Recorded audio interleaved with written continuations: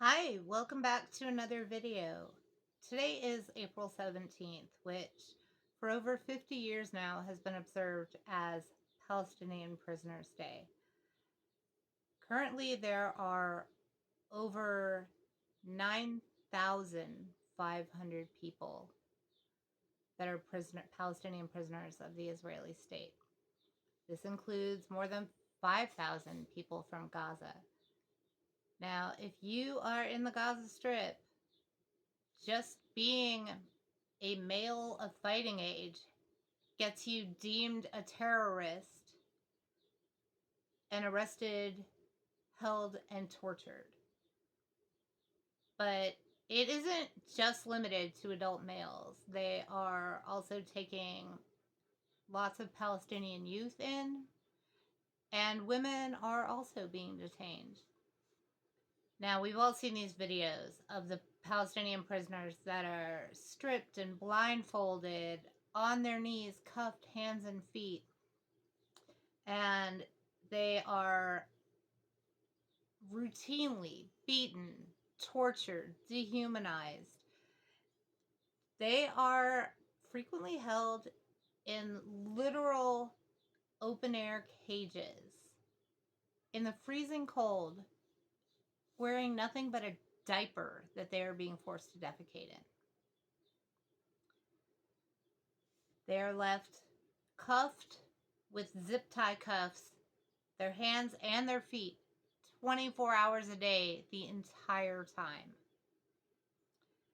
These cuffs are so tight that doctors in these prison camps have been reporting that they are regularly having to amputate prisoners' limbs. The IDF is just on a genocidal rampage, and anybody that they capture is subject to this horrific treatment. They are regularly denied food and water. When they are fed, they are fed through straws. They are arresting people for no reason other than just being in Gaza.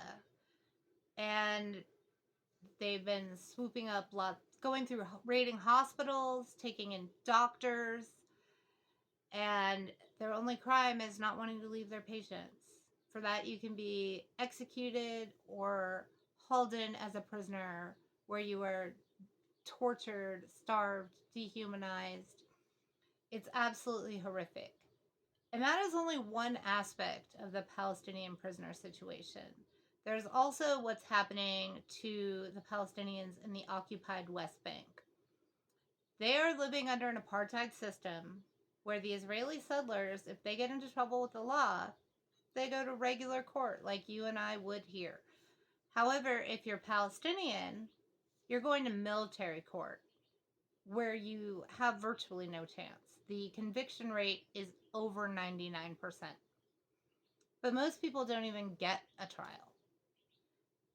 Most of the Palestinian prisoners being held are held in what is called administrative detention. And I wanted to talk a little bit about the administrative detention system. It's super messed up. So these people are arrested without any charges, held without any due process. They often have no idea why. The general method for taking someone into custody for administrative detention is that the army breaks down your door in the middle of the night, storms in, drags the entire family out of their beds, beats everybody up, trashes the house, and hauls somebody away.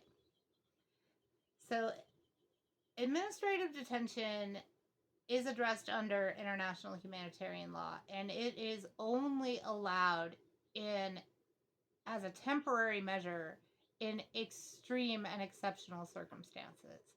The Israeli state has sweeping administrative detention, and while the official period for administrative detention is 6 months, when your 6 months is up, it is usually just renewed, and it's renewed indefinitely. There are people who have been in administrative detention for literally years.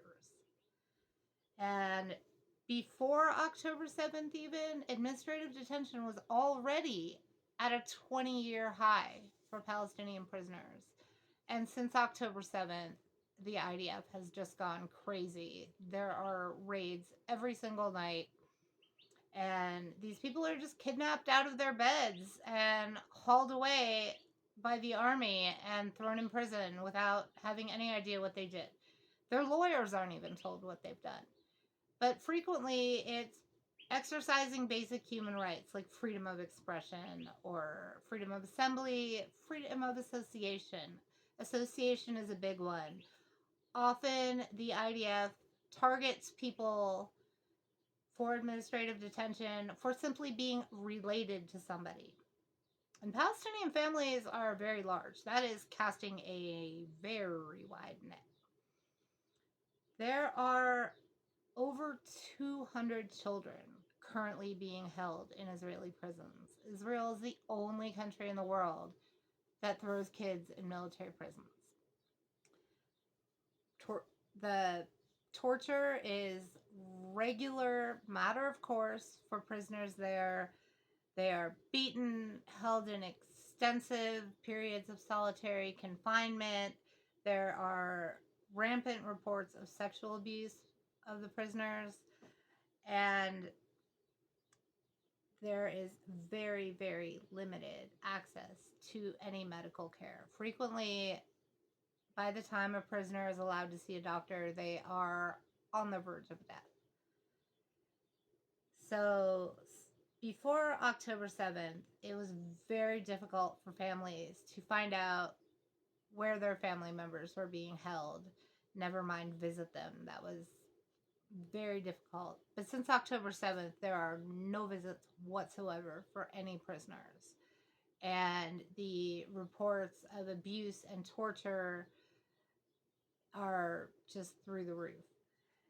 So the whole system of administrative detention is something that is being used as a tool by the occupation to sow fear and uncertainty into Palestinian society. There is no one who's been untouched by this horrible system. Everyone in occupied Palestine knows somebody who's being held as a prisoner of the Israeli state. So for Prisoners Day, I just wanted to make a video to call attention to this situation. Thank you for watching. Much love. Free Palestine.